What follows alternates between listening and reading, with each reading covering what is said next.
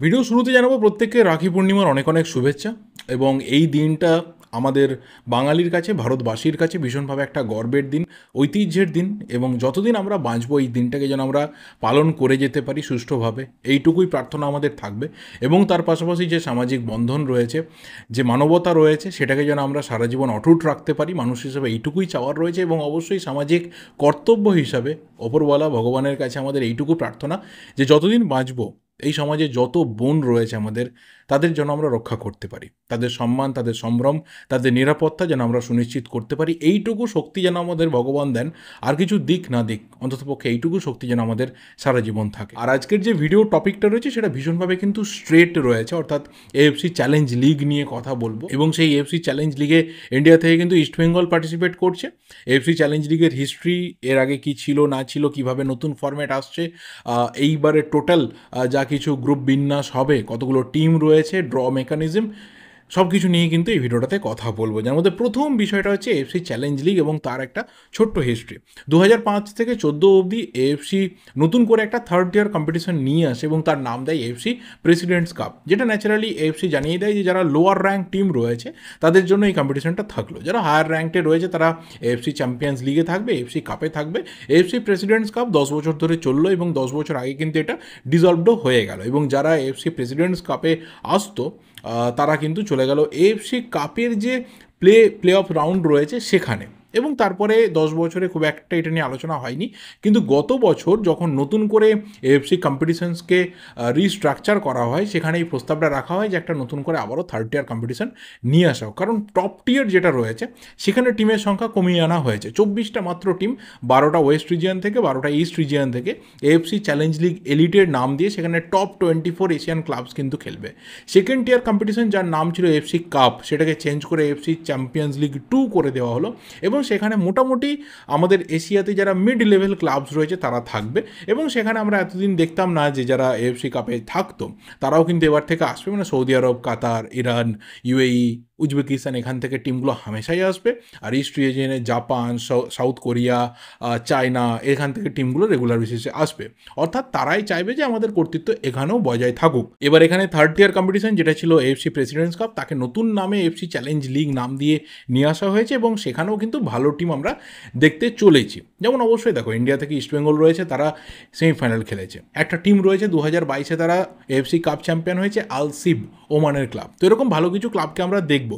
Bahrain থেকে club দেখবো, Kuwait থেকে ক্লাব দেখবো, তুর্কমেনিস্তান থেকে ক্লাব দেখবো, বাংলাদেশ থেকে বসুন্ধরা কিংসকে দেখবো। নিশ্চিতভাবেই তারা রিসেন্ট টাইমে কিন্তু ইন্ডিয়ান ক্লাবগুলোকে বেগ দিয়েছে, তো মেনশন তো করতেই হবে।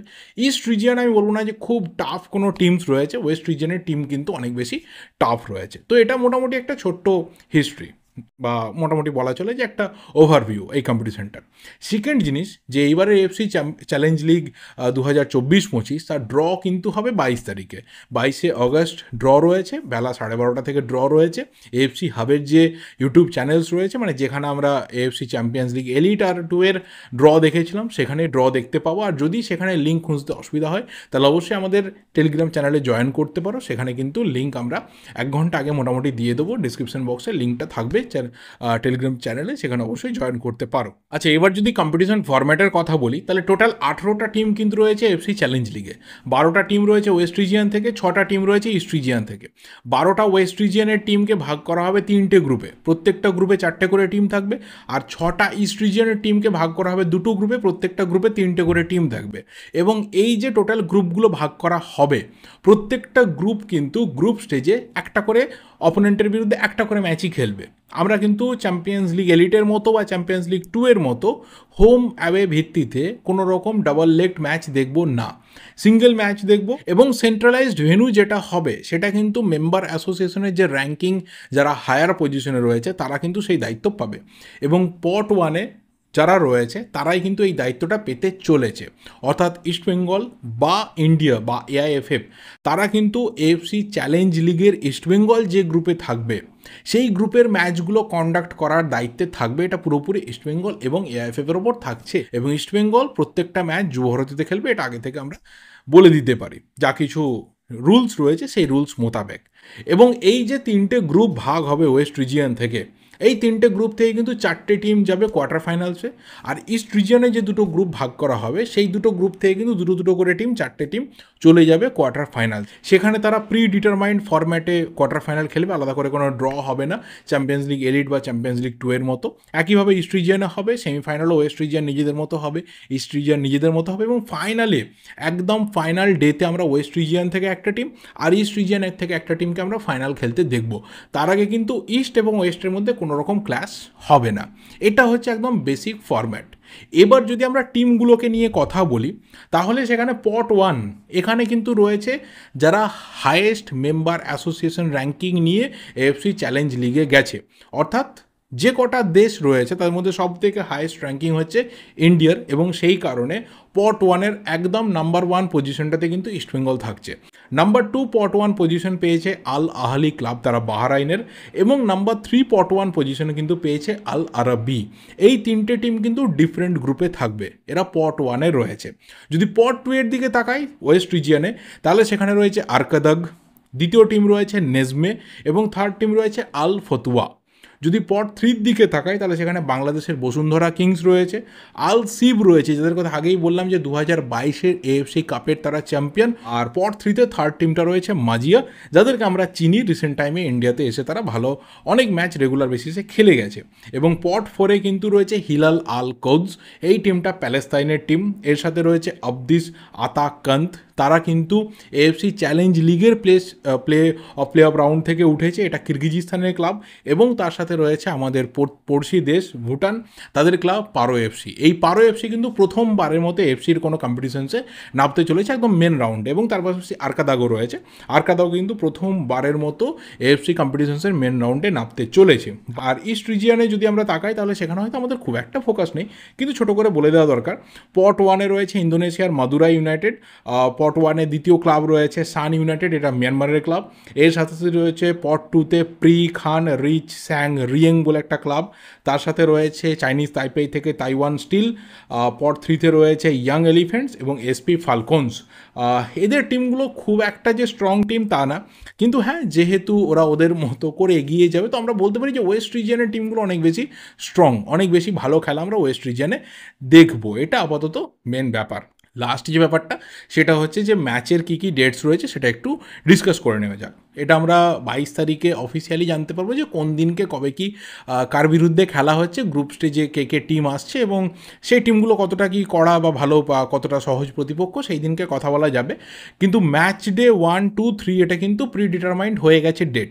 প্রথমটা হচ্ছে 26শে অক্টোবর, সেকেন্ড হচ্ছে 29শে অক্টোবর, থার্ড হচ্ছে 1 নভেম্বর। এটা ওয়েস্ট রিজিয়নের টিমগুলো এই 3 দিনকে 3টে ম্যাচ খেলবে, এবং এই 3টে ম্যাচ হয়ে যাওয়ার পর গ্রুপ স্টেজের সেখানে কিন্তু একটা লম্বা সময় অপেক্ষা করতে হবে, এবং ফাইনালি আমরা মার্চ মাসে গিয়ে দেখবো নকআউট স্টেজে কোয়ার্টার ফাইনালে ম্যাচ হচ্ছে।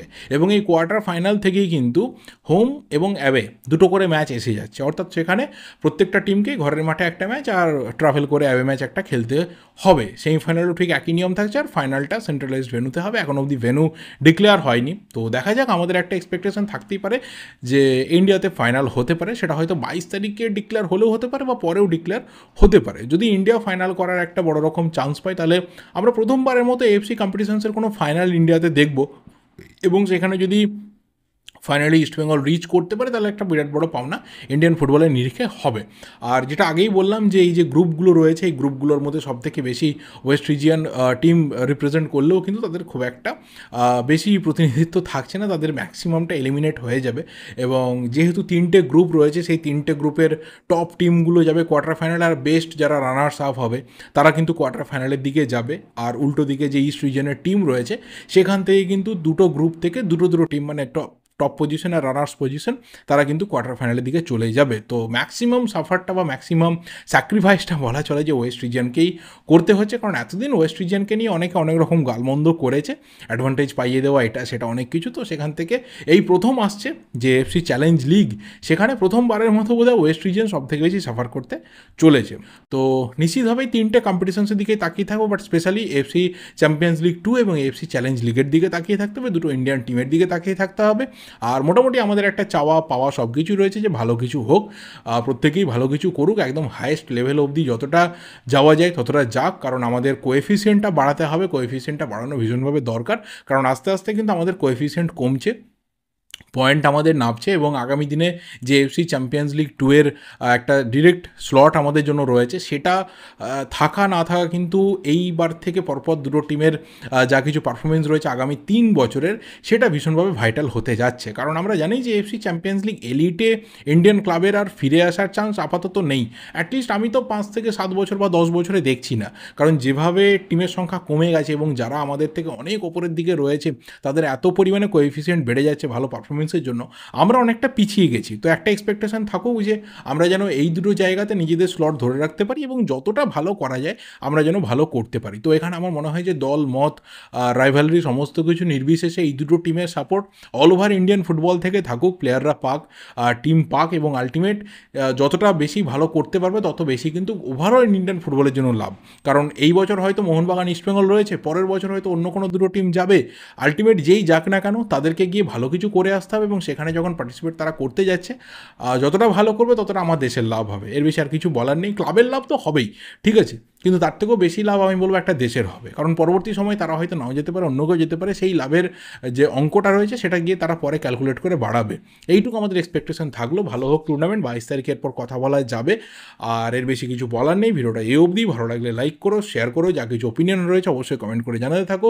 যদি কিছু বিষয় মিস করে গিয়ে থাকি অবশ্যই ধরিয়ে দিও। দেখা হবে পরের ভিডিওতে। Till then subscribe the channel যদি নতুন হয়ে থাকো। Thank you, good bye and good night.